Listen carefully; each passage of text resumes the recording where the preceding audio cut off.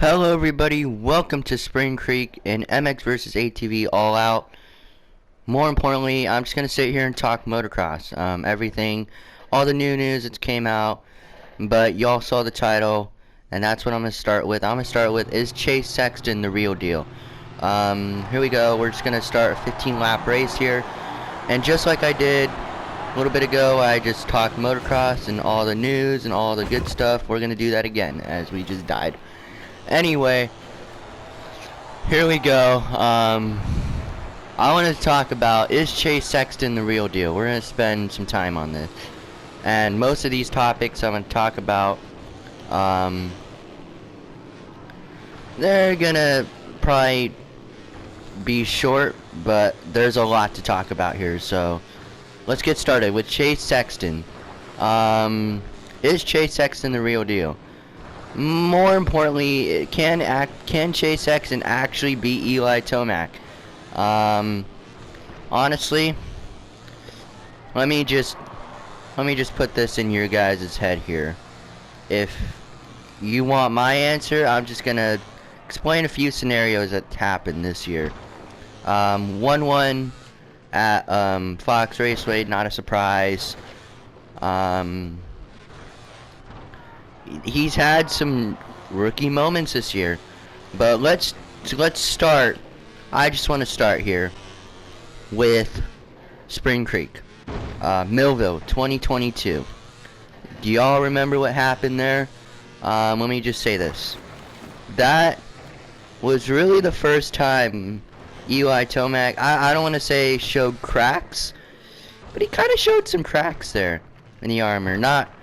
Not really, not like, oh, he absolutely imploded, Tomac's done. No, Tomac went 1-1 there, that's right. But, when's the last time you've seen, and this will come up in the other races that's happened, and I'm sure you guys have watched Washougal and Unadilla too.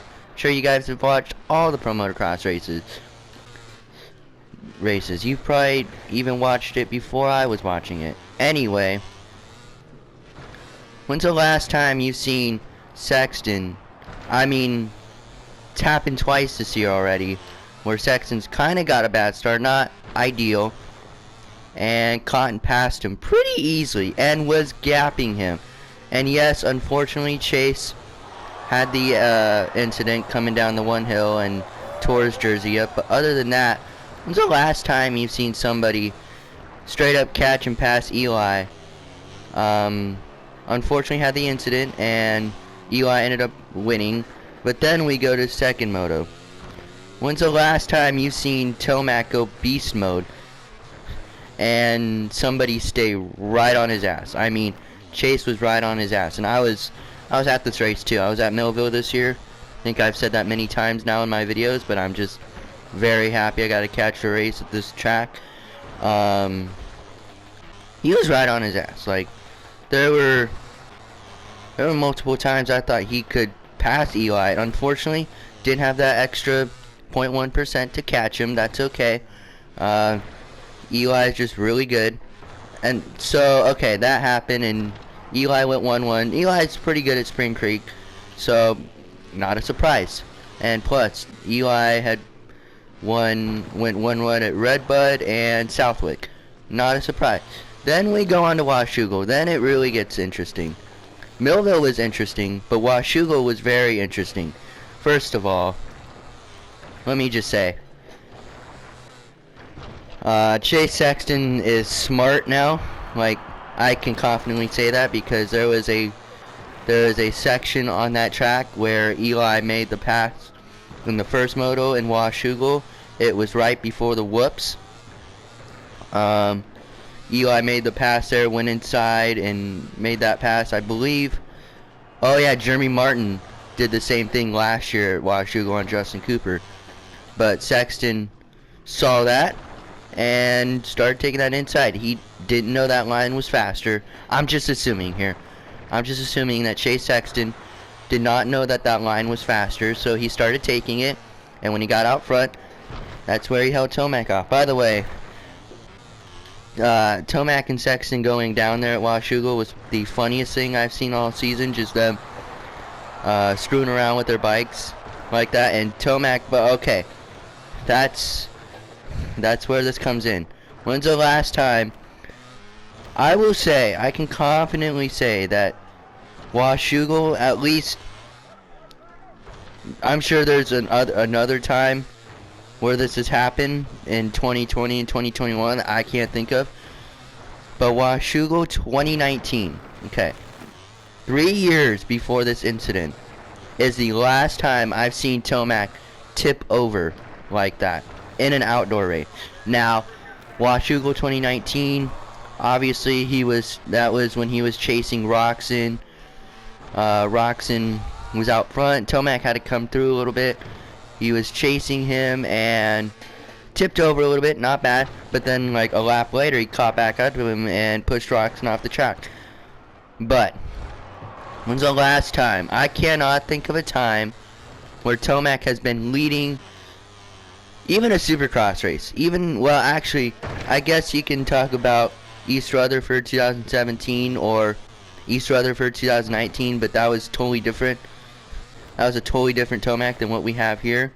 My point is, outdoors wise, when's the last time you seen Eli Tomac tip over with the lead? He was getting pressured out the ass by Chase Sexton and tipped over. Held on to win, okay. But then what happened second moto in Washougal? Eli Tomac, I'm sorry, not Eli. Chase Sexton started in front of Eli Tomac. And Tomac pushing him. And at one point, I think this is just maturity on Tomac's part. Just says, no mas. I don't have anything for him. He's just on it. Okay. Tomac was being smart in Washougal. Knew, hey, I'll get him next time. I'll get him in a few weeks. And we come back out. Go through Loretta's. Okay. Come back out to Unadilla. What happens?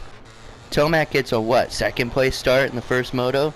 Third place start? Quickly gets to the lead and pulls about 3 seconds. Where's Chase Sexton? I want to say about 10th place. By the way, when Chase Sexton did start 10th place, I was like, well, championship's over. Tomac's just going to run away with this. Probably go 1-1 on the day. And Chase will only make it up back to 5th. No, I don't remember what time. I don't know how long it took. But Chase Sexton got a 10th place start and straight up caught Eli Tomac and left him. Tomac even said, yeah, I tried to see what his lines was, but he just pulled away from me so quickly I didn't have the chance to. When's the last time you've seen Eli Tomac get straight up caught by a guy who got a 10th place start? That is, no. Yeah, exactly. And then Chase Sexton starts, what, second in the second moto? If I have this all in my Unadilla race recap. You guys can go watch that if you want more on Unadilla.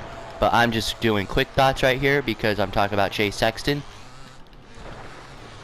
Let me see. Second moto. Gets an okay start. Gets up to second. And once again, gets around Eli and puts 17 seconds on him.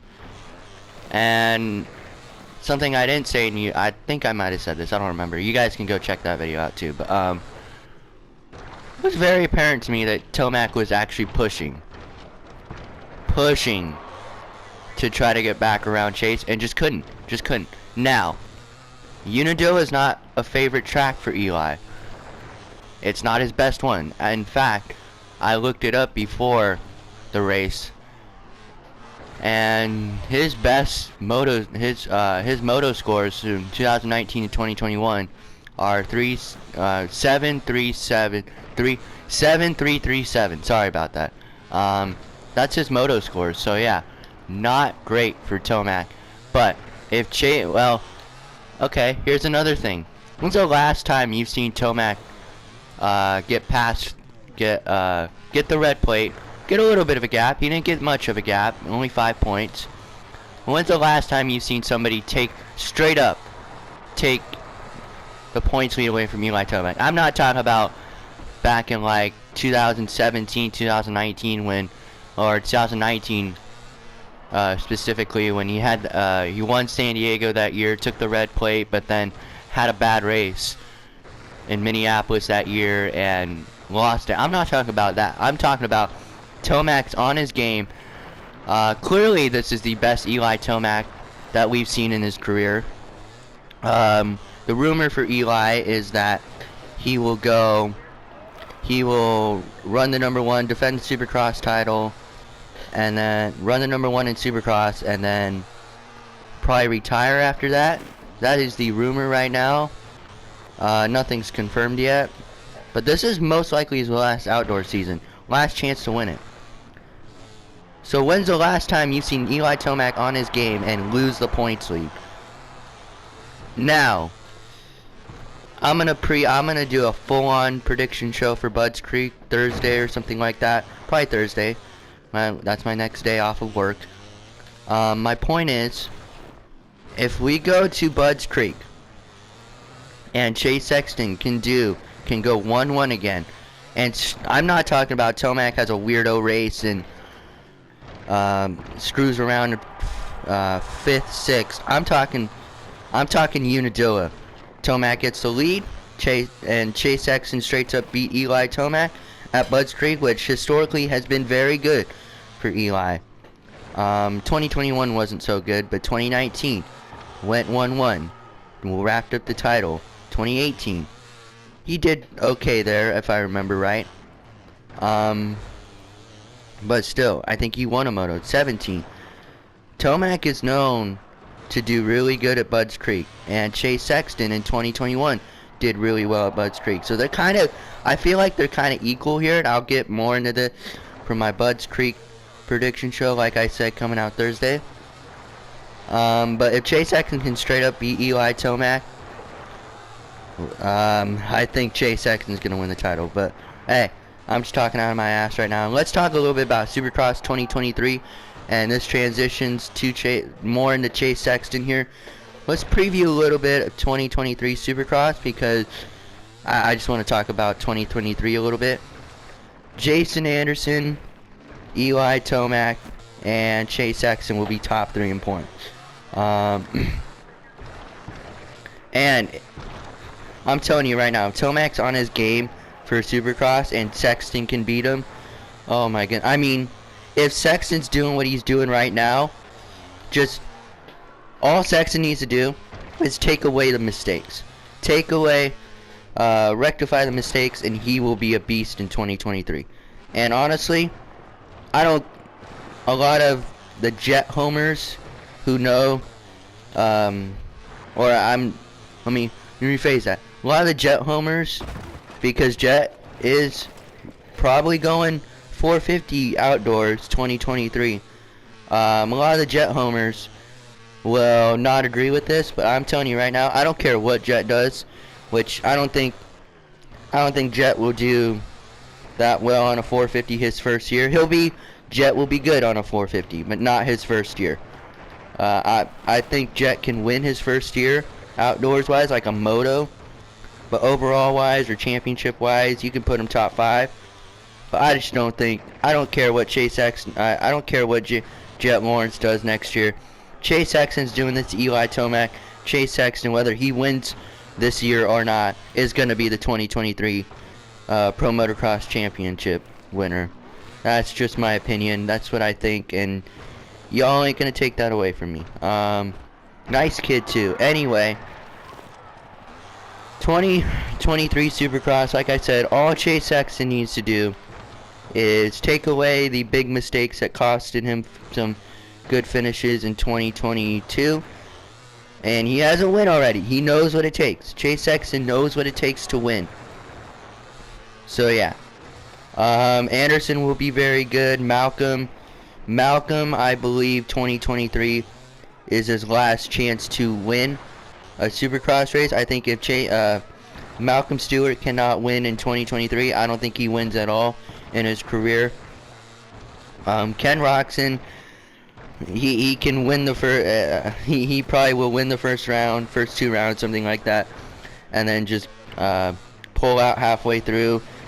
And Ken Roczen's very interesting too because he doesn't have a contract. Where is Ken Roczen gonna go? He is racing for Honda in a World Supercross, which I do want to touch on a little bit. Actually, you know what? Let's touch on World Supercross here for a second because Cooper Webb is getting screwed by KTM. Now, there is no Austrian brand. Now, honestly, I think if KTM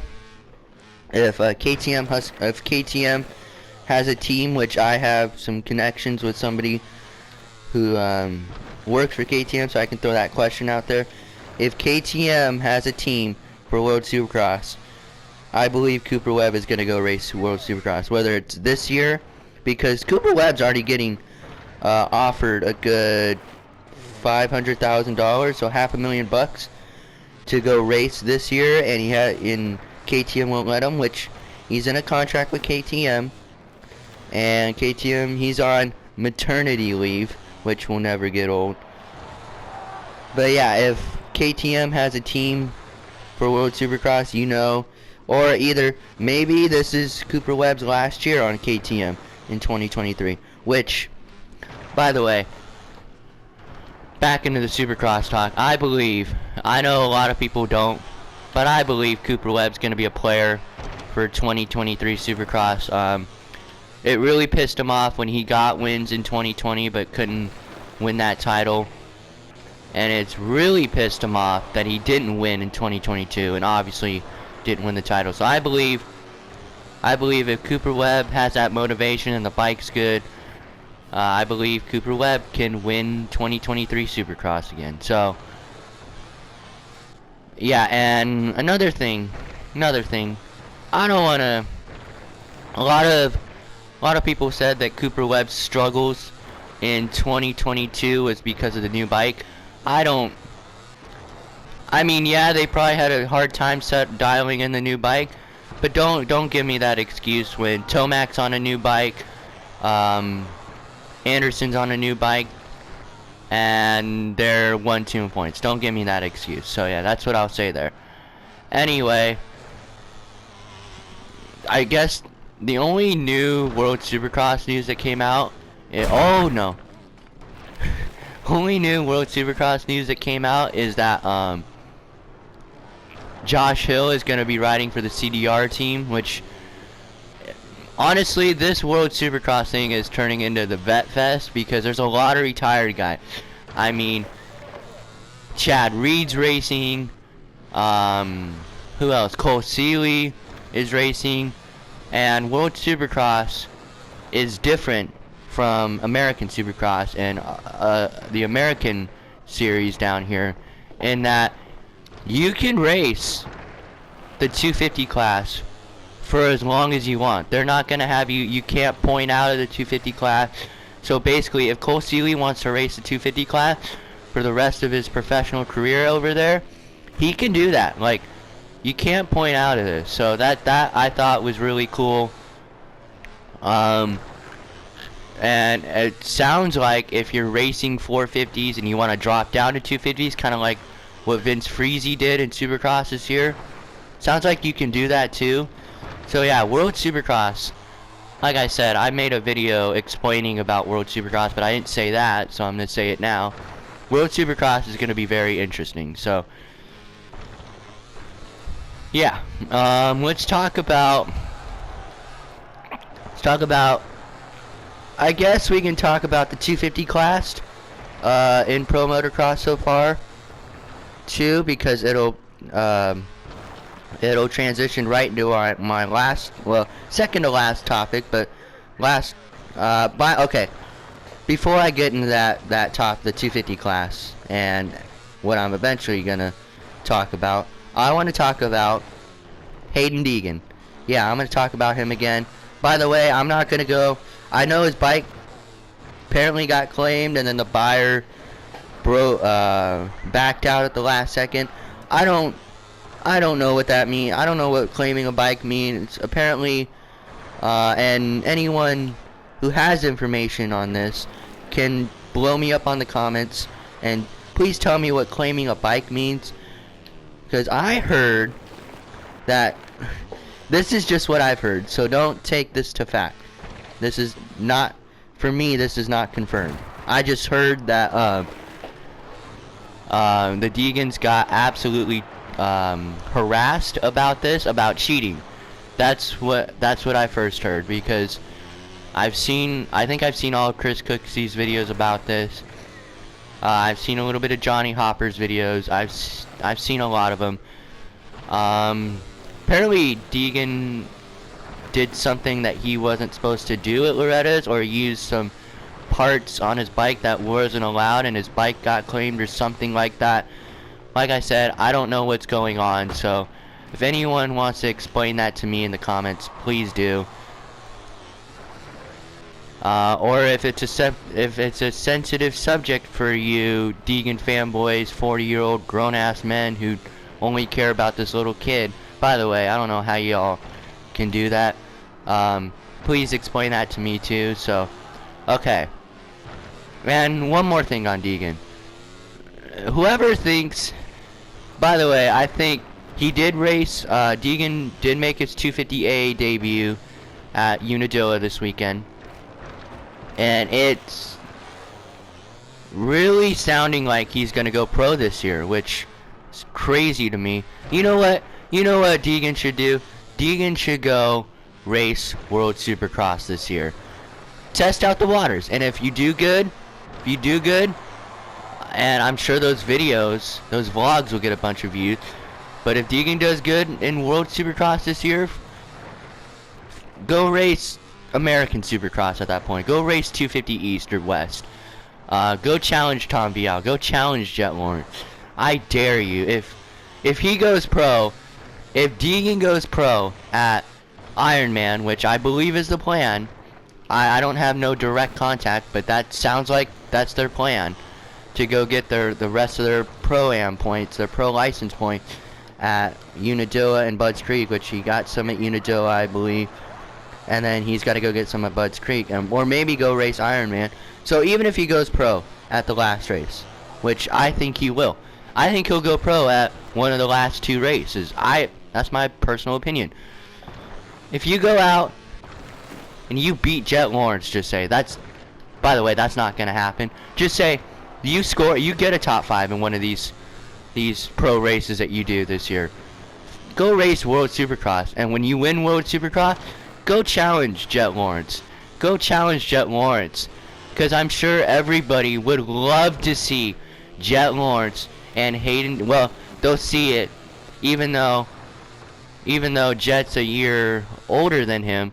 Well, actually, he's a few years older than him. Sorry. I'm sure a lot of people would love to see Hayden Deegan versus Jet Lawrence in a Supercross race.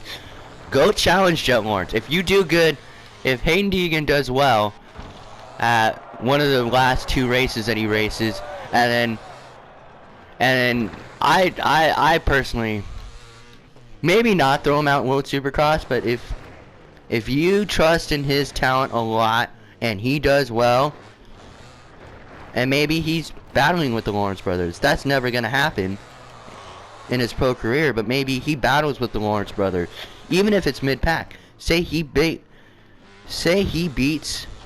I don't know, Justin Cooper. Go race American Supercross and see how you do.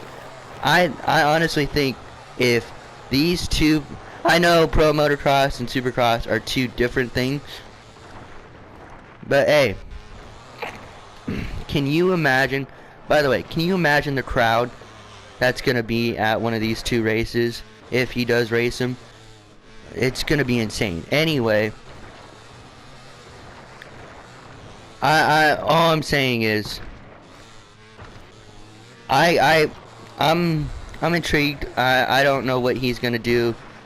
But yeah, I think if you trust in his ability enough and he does well enough in these next two races, go full time in 2023 and forget Loretta's, which I think they're going to forget Loretta's this year. That's the plan. So yeah, transitioning to 250 and MX and Nations, which is my last topic here. MX and Nations. Let's start with Yago Geertz, by the way. He is confirmed on a 450. I'm not sure what country he's from. Sorry, I probably should have done my research before I did this. But not sure what country he's from, but he is confirmed to be racing a 450. We have a lot of guys making their 450 debut. And now, today, France, the French team, got announced. And the French team is no longer winning designations, in my opinion. I think we all thought that they had a really good shot this year. And I believe they just screwed themselves. Because, so Dylan Ferrandis is racing the Open. And Maxime Renault is going on a 450, which, honestly, I don't know. I know they don't want to put Tom Vial on there. Because Vial is coming over America, they got to get him warmed up to America, get him used to the lifestyle, get him on a Supercross track. That's smart. But their 250 pick just costed them, I believe, a shot at this race, because you know he ain't hucking the leap on a 250. Goddamn, Marvin Musquin is going on a 250. Why the hell are you sending Marvin Musquin on a 250? What the hell? Really? I know this has no bearings on me, but Marvin Musquin hasn't raced a 250 race since 2015. And your 450 guys have been hurt. Maxime Renault, not too long ago, maybe just a few months ago, broke something in his back. And then Ferrandis, maybe Ferrandis does good at the last 3 outdoors, and maybe gets his strength back. And I know they have a few weeks before the race after Paula, but he's been hurt. He hasn't raced, other than Unadilla this weekend, he hasn't raced since March. So you know I don't know where his cardio is going to be. That's going to be, Dylan Ferrandis is going to be interesting. But I honestly think that France just screwed their chances by sending Marvin Musquin on a 250, and one of their 450 guys is coming off a broken back. Isn't Roman Febvre from France? Why? I know they want the continuity there of 2 Yamaha guys, which it's smart, and it looks like when we go on to USA's team here, our team here in a second, I'll talk about this too. Isn't it smart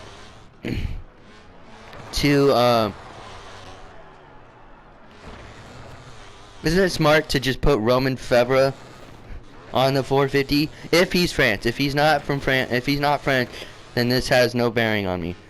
But I don't know, man. Like, that whole thing. And in fact, isn't Thibaut Benenstadt that guy? Isn't he French? Why can't you put him on a 250? Maybe you keep Renault, and all your guys are on the same tent. I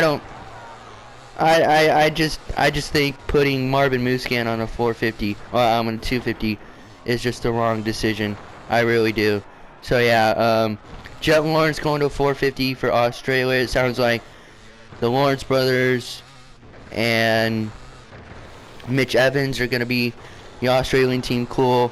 I honestly think this race is going to be rough for Jet Lawrence. Y'all could come at me, say I'm an idiot. That's fine. Let's move on to America, though. I was, after Washougal, when it came out that Justin Cooper was being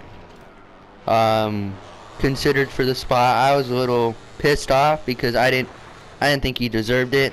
After watching Unadilla, though, he deserves that, honestly. I think Craig is kind of falling apart here. Craig didn't have a good day at Unadilla at all, and then Buzz Creek, you know, he has some bad memories there last year, flipping over the bars. So, but I also saw a big crash by Christian Craig, so maybe that had something to do with not finishing too well.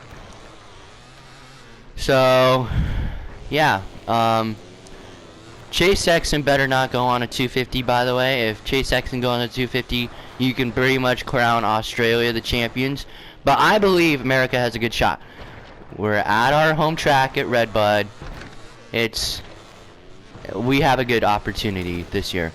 So yeah, that's about all.